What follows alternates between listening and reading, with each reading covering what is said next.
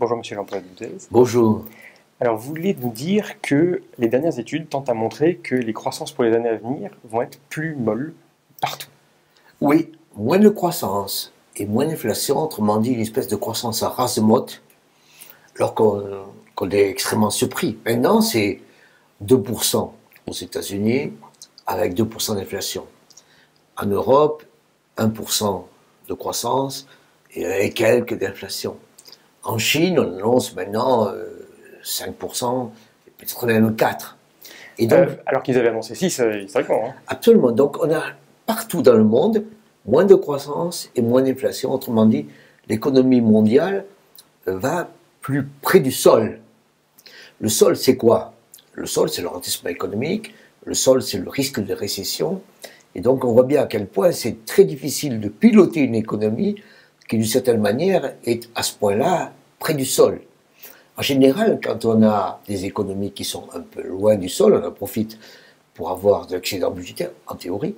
On en profite pour faire monter les taux d'intérêt, ce qui fait que quand on se rapproche, on peut avoir des déficits budgétaires et on peut baisser les taux d'intérêt. Donc aujourd'hui, on n'a plus de marge de manœuvre. S'il y a une crise majeure ou importante qui arrivait dans les conditions actuelles, on n'aurait pas beaucoup d'outils économiques pour les traiter. En termes techniques, le déficit budgétaire peut toujours augmenter, mais il faut qu'il y ait quelqu'un qui achète le bon du trésor. Et les taux d'intérêt, quand ils sont à zéro, c'est très difficile de les faire passer au-dessous de zéro. Le Japon l'a fait. Le Japon le fait, on peut très bien le faire. On le fait un peu en Europe, mais on peut aller, si la crise est considérable, à ce que les taux d'intérêt soient négatifs sur les comptes de dépôt des gens. Et vous voyez bien à quel point ce serait une crise considérable. Mais vous voyez bien aussi à quel point le fait d'avoir une économie en rase-motte, en termes de croissance et en termes d'inflation, fait que nous sommes fragilisés, étant entendu que c'est une autre économie qui apparaît. C'est une autre économie pour une bonne part.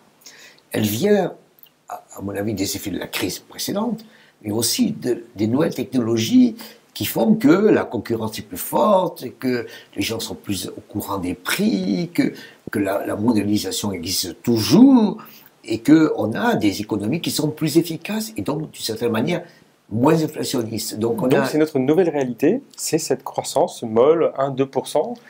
Elle est molle par rapport à avant, elle est peut-être plus efficace maintenant, tout simplement parce que on a peut-être des économies plus efficaces, avec moins de gâchis, qui prévoient plus les demandes des personnes, qui s'adaptent plus. Et est-ce qu'on peut avoir une croissance à 1-2% et 5% de chômage? Et est-ce qu'on peut avoir aussi le pendant positif qu'on entendrait d'une économie à 4-5%? C'est tout à fait la question. Les États-Unis vous disent oui, ça marche. Les États-Unis vous disent j'arrive, moi, à avoir 2% de croissance et 3,8% de chômage, pas beaucoup d'inflation.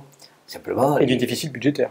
Simplement, les États-Unis, vous avez parfaitement raison, ils ont 1000 milliards de déficit budgétaire et ils ont des gens qui achètent les bons de trésor américains pour une part, maintenant, de plus en plus, les Américains eux-mêmes. Jusqu'à quand? On ne sait pas.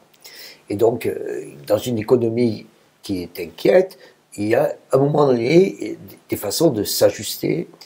Alors, en théorie, il faudrait que ce soit plus efficace partout. En pratique, non.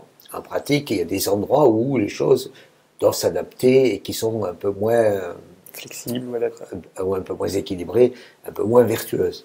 Dans le système de la zone euro, on voit bien à quel point on a une économie en difficulté. Parce que si on dit, par exemple, que l'Allemagne est en train de ralentir, mais quand même a un excédent budgétaire, mais quand même est une grande économie exportatrice, on voit bien aussi qu'elle est aussi à front plat, tout simplement, rase-motte, tout simplement parce que si elle exporte moins, par exemple vers les États-Unis, elle va être très sensible au ralentissement économique, et c'est elle d'ailleurs, son ralentissement économique, qui pèse sur la zone euro. Donc on voit bien que tout le monde, à peu ou prou, est victime de cette économie nouvelle.